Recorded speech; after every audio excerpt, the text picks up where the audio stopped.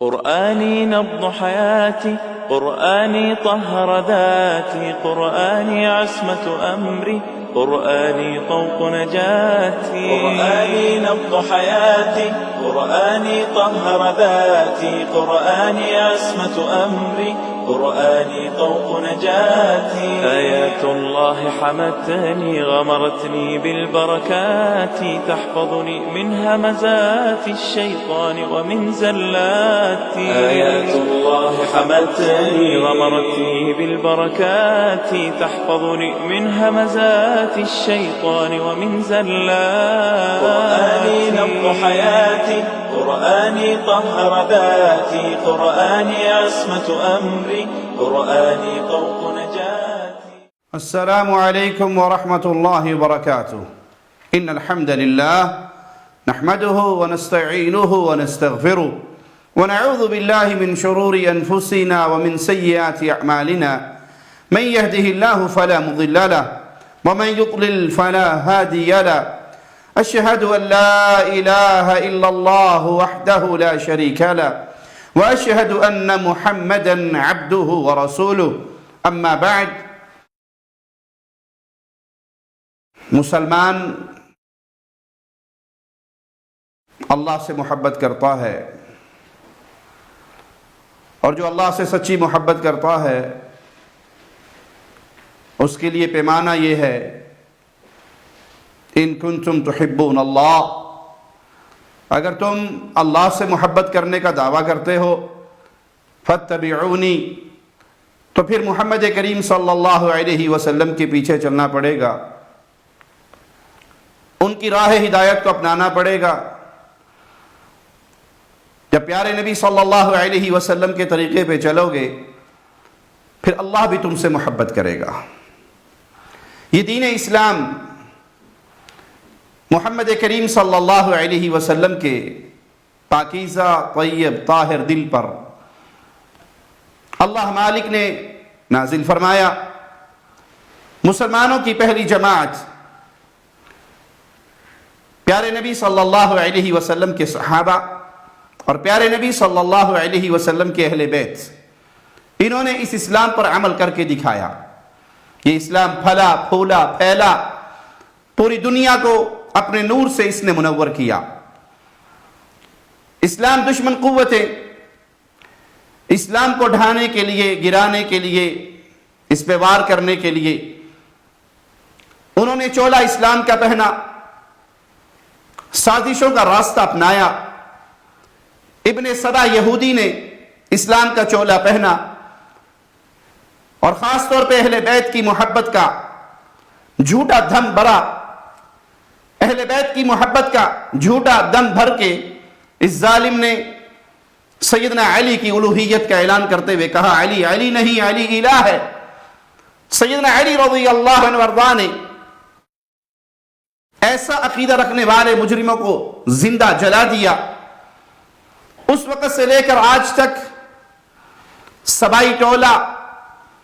اسلام پر حملہ کر رہا ہے اور اسلام کی بنیادوں کو گرانے میں مصروف عمل ہے. اسلام کی بنیاد اللہ کی توحید، پیارے نبی صلی اللہ علیہ وسلم کی رسالت، پیارے نبی صلی اللہ علیہ وسلم کے مبارک دل پہ نازل ہونے والی وحی پر ایمان،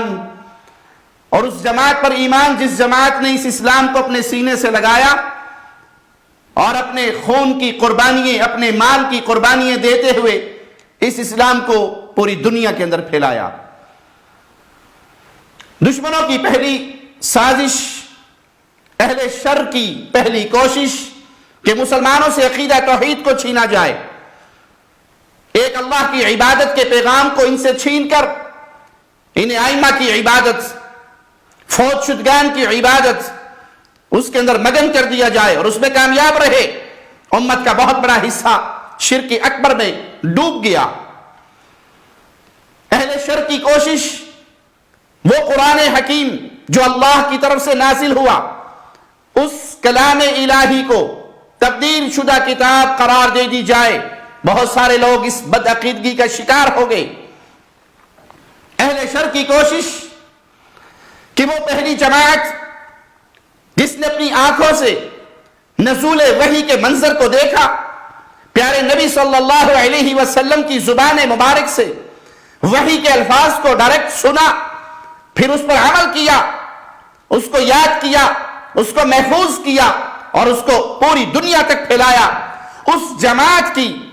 عدالت کو، اس جماعت کی حیثیت کو،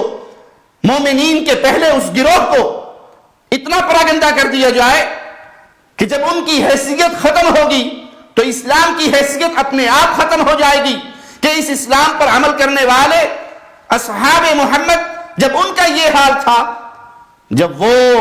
عادل نہ رہے، وہ ظالم ہو گئے، وہ غاصب بن گئے، تو پھر اس وحی کی کیا حیثیت ہے، اس قرآن کی کیا حیثیت ہے، اس اسلام کی کیا حیثیت ہے جس کو انہوں نے اپنے ہاتھوں سے لکھا،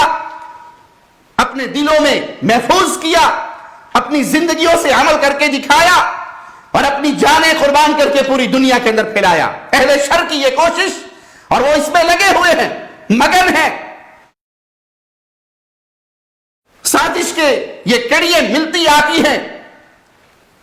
اور اسی عقیدے پہ چلتے ہوئے ان ظالموں کو جب موقع ملتا ہے کسی پلیٹ فارم پہ گفتگو کرنے کا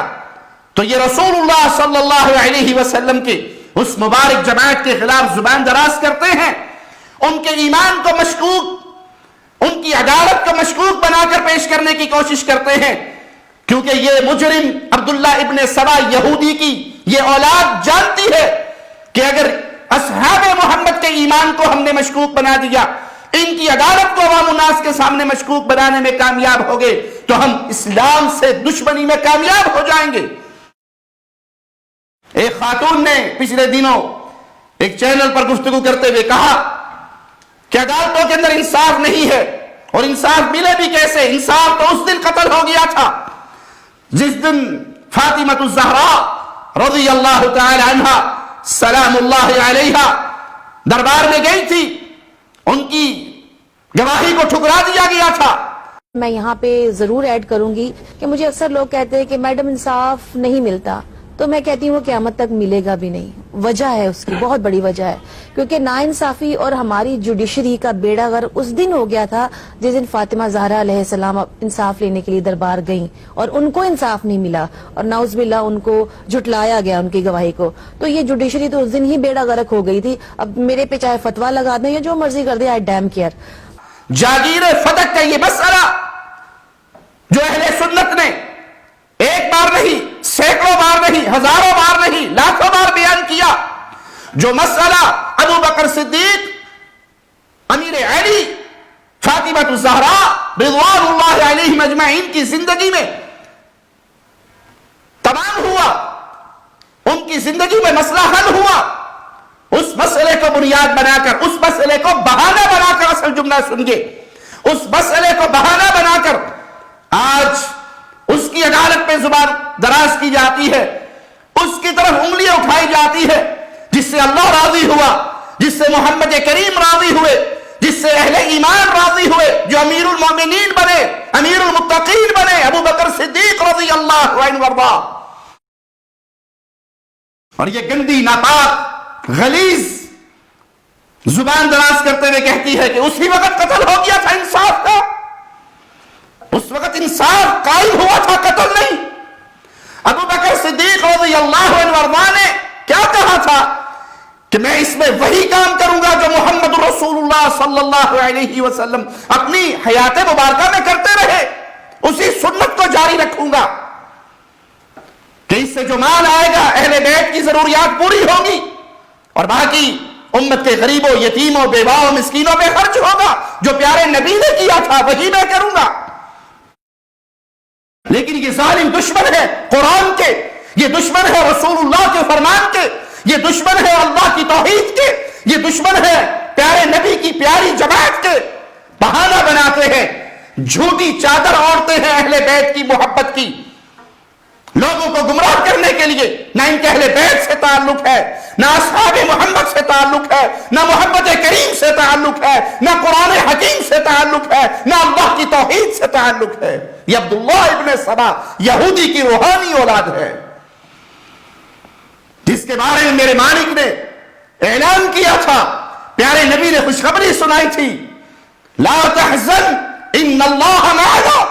ابو بکر غم نہ کرو، اللہ ہمارے ساتھ ہے، جس طرح اللہ محمد کے ساتھ ہے ویسے ہی اللہ ابو بکر کے بھی ساتھ ہے۔ یہ دھوکہ دینے کے لیے غصب ہو گیا، کھا گئے، لوٹ لیا، اپنے قبضے میں لے لیا، اور ان ظالموں کو، ان جاہلوں کو نہیں معلوم کہ اگر پیارے نبی صلی اللہ علیہ وسلم کی اس زمین کو، اس جاگیر کو تقسیم کیا جاتا تو اس میں صرف فاطمہ الزہرا کا حصہ نہیں بنتا تھا، اس کے اندر عائشہ صدیقہ کا حصہ بھی بنتا تھا، سیدہ حفصہ کا حصہ بھی بنتا تھا۔ کیا ابو بکر نے نبی کی بیٹی کو محروم کر کے اپنی بیٹی کو حق دیا؟ کیا عمر نے نبی کی بیٹی کو محروم رکھ کے، اولاد فاطمہ کو محروم رکھ کے اپنی بیٹی کو حق دیا؟ اگر تو یہ ہوا ہے کہ ابو بکر صدیق، فاروق اعظم نے اپنی بیٹیوں کو، نبی کی بیویوں کو تو حق دے دیا نبی کی وراثت میں سے، اور پیارے نبی کی بیٹی کو حق نہیں دیا، اگر ایسا ہوا تو واقعی انصاف کا قتل ہوا۔ لیکن انہوں نے کیا کیا کہ ہم اس میں رسول کی سنت کو زندہ رکھیں گے صلی اللہ علیہ وسلم، جو پیارے نبی کرتے تھے ہم اسی پر عمل کریں گے۔ بات آگے چلی، ابو بکر کا دور ختم ہوا رضی اللہ عنہ وارضا، امیر عمر کا دور ختم ہوا، امیر عثمان کا دور ختم ہوا، امیر علی کا دور آیا۔ جائیے کوئی ایک کتاب پیش کر دیجئے، کوئی ایک حوالہ دے دیجئے، کیا سیدنا علی نے ان فیصلوں کو باطل قرار دیا؟ تمہارا عقیدہ ہے خلیفہ بلا فصل علی ہے، مسلمانوں کا، مومنین کا، اہل ایمان کا یہ عقیدہ ہے بلا فصل خلافت ابو بکر کو ملی، خلیفہ بلا فصل ابو بکر ہے۔ تم کہتے ہو یقین غاصب تھے، خلیفہ بلا فصل علی ہے، تو لاؤ کوئی ایک حوالہ علی سے ثابت کر دو، صحیح روایت پیش کر دو کہ علی نے نعوذ باللہ ان تین غاصبوں کے فیصلوں کو باطل قرار دیتے ہوئے اس جاگیر کو پھر حسن و حسین کے اندر، اولاد فاطمہ کے اندر تقسیم کیا ہو۔ اگر نعوذ باللہ ثم نعوذ باللہ تم ابو بکر کو غاصب اور ظالم کہتے ہو، جو ابو بکر نے کیا وہی علی نے کیا، تو کیا علی کو بھی ظالم اور غاصب کہو گے؟ جو علی نے کیا وہ فاطمہ الزہرا سلام اللہ علیہا کے لخت جگر حسن نے کیا، تو کیا یہی بکواس سیدنا حسن کے خلاف بھی کرو گے؟ لوگوں اپنی آنکھوں کو کھولو، یہ اہل بیت کی محبت کی جھوٹی چادر کے نیچے دشمن ہے اللہ کی توحید کے، دشمن ہے قرآن حکیم کے، یہ قرآن کو تبدیل شدہ کتاب مانتے ہیں، یہ پیارے نبی صلی اللہ علیہ وسلم کی، صحابہ کی پوری جماعت کے بارے میں بکواس کرتے ہیں۔ ارتد الناس بعد النبی الا اربع، سوائے 4 کے باقی سارے پیارے نبی کی وفات کے ساتھ ہی نعوذ باللہ مرتد ہو گئے تھے۔ یہ گروہ، اس کے نہ ایمان سے تعلق ہے، نہ اسلام سے تعلق ہے، نہ توحید سے تعلق ہے، نہ قرآن سے تعلق ہے۔ ہم صرف ان لوگوں کے بارے میں بات کر رہے ہیں جو یہ عقیدہ رکھے کہ علی اللہ ہے، علی اللہ کا چہرہ ہے، علی اللہ کی زبان ہے، علی اللہ کی طرح مشکل کشا و حاجت روا ہے، اولاد دیتا ہے، آسمان بنائے ہیں علی نے، زمین بنائی ہے علی نے۔ جو علی کو الہ سمجھے، جو قرآن کو تبدیل شدہ کتاب سمجھے، جو محمد کے سارے صحابہ کو یا اکثر صحابہ کو کفار اور مرتد اور فاسق جانے، اللہ کی قسم یہ بندہ مسلمان نہیں، ابن سبا یہودی کی روحانی اولاد ہے۔ اپنی آنکھوں کو کھولو،